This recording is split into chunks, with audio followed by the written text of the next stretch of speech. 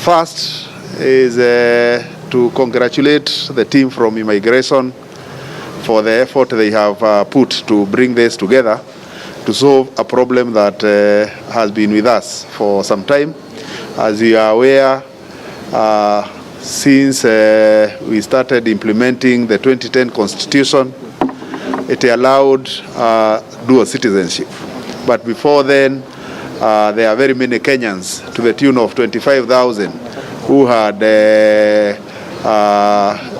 given up their citizenship as Kenyans and gone to other countries. And there has been a lot of pressure to the Department of Immigration so that those Kenyans can regain their citizenship.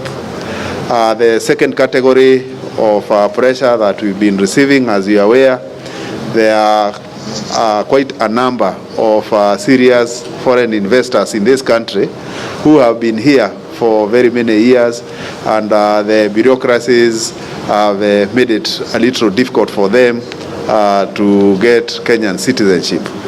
And with the wisdom of the CS Interior, we agreed that we are going to have a 60-day rapid resort initiative where we try to clear the backlog of the 500 serious investors who have made applications that are with us, and the 25,000 Kenyans who ought to regain their citizenship, and see if we can clear that backlog in 60 days.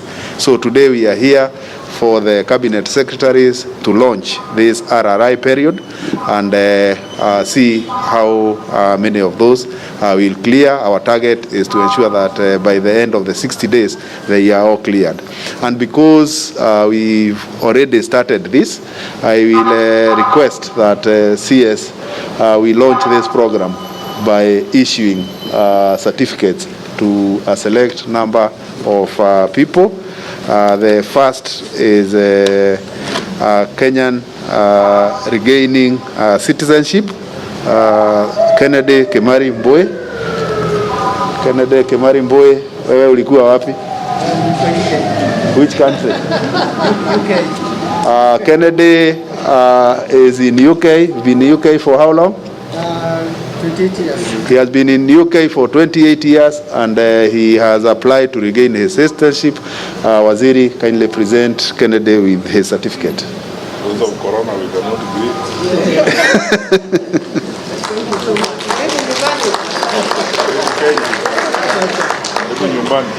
The second category of certificate we want to issue is to a spouse married to a Kenyan, Madeleine Magdara Madolola.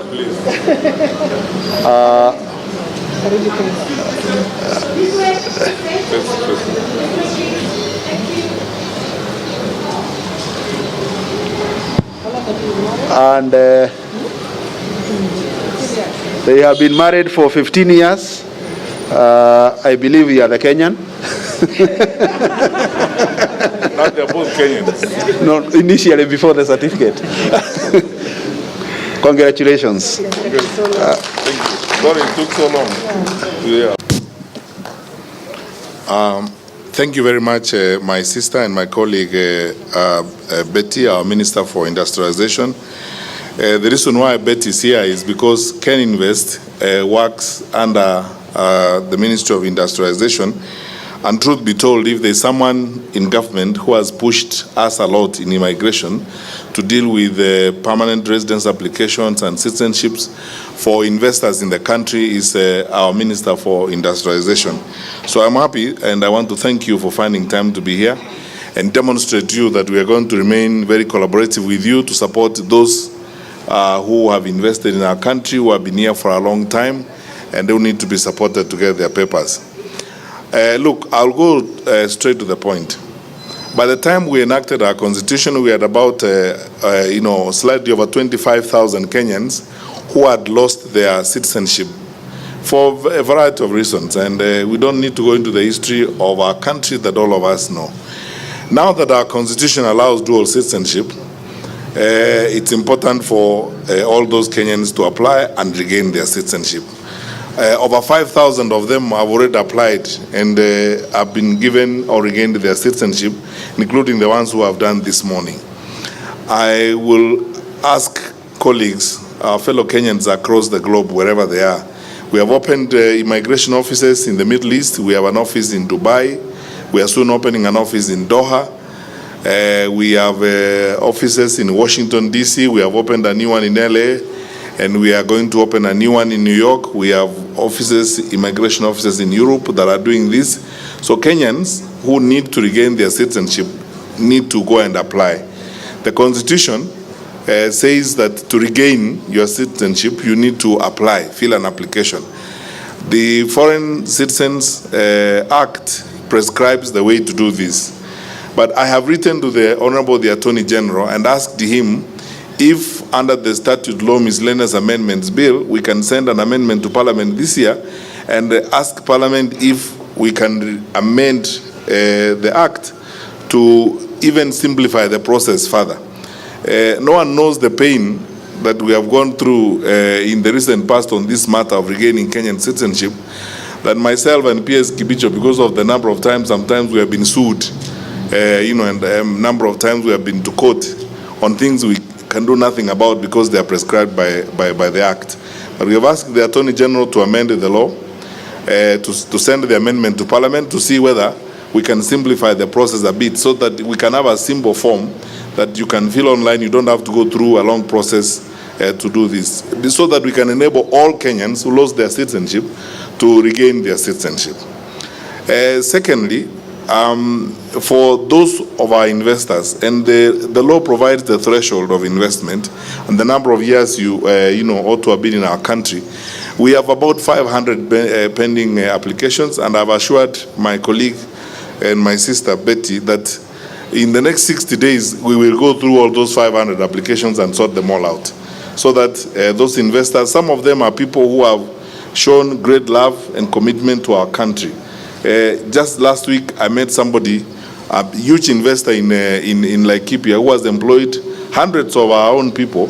And in addition to that, that company pays for 500 of Kenyan students who are in universities and so on. You know, somebody who has that level of commitment to our country ought to be assisted to get their papers so that they can increase their investment in our country.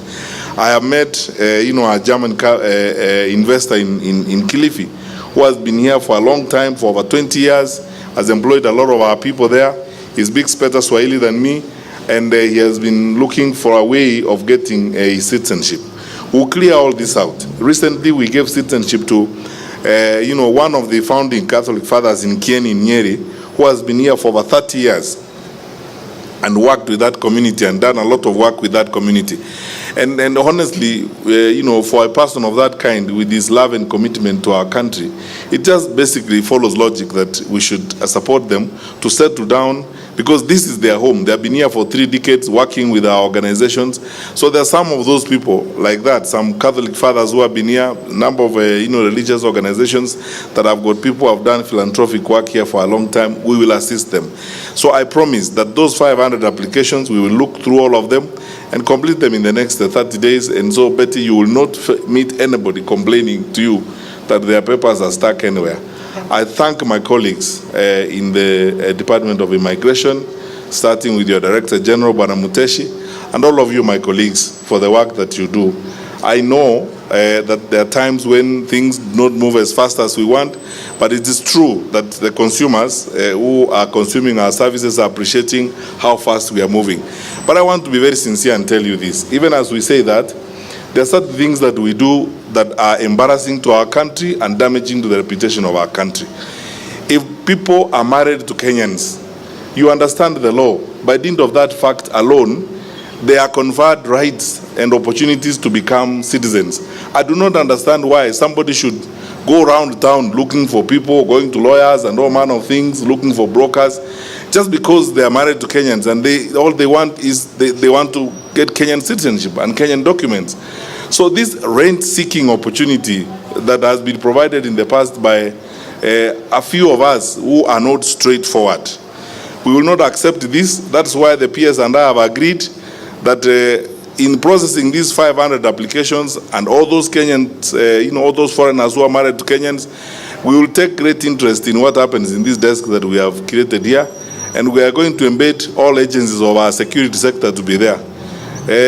We will have undercover people, and we will actually arrest you if you try to seek bribes from people to try and help them. Sababu tunasumbua watu wetu. We should stop this kind of funny habit where we are stressing our people. Tafuta aenda uone wazee. When wazee, what nonsense is that now? I mean, in a country of this kind where we need to help our people. These are fellow citizens. They are married people, or they have spouses who are not Kenyans. Let us just support our people and forget this very retrogressive habit, ya kusumbua watu wetu, as it were. Because now it's about service. As our president has insisted, government is about service, and we must give service to our people. So the PS and I will pay attention to this desk, and we will follow up this to be sure that we meet the commitments that we have given here today. We clear the 500 pending applications for those who want, the investors who want either permanent residence or citizenships, and then we clear the backlog of the 25 or so thousand Kenyans who need to regain their citizenship, as it were. We can do it. We are a big enough team to get this work done, and we can do it. We will do everything it takes to make sure that it happens. So by December this year, I hope, Betty, you will see an increase in remittances by Kenyans who have regained their citizenship, who want to buy a property here, who are not going to be stressed because they don't have an ID card, and so on. And soon enough, when we open up Huduma number, we will register them and give them an Huduma card, and they will enjoy the services of their country. I thank everyone for this opportunity. Thank you, my colleagues in migration, and God bless you all.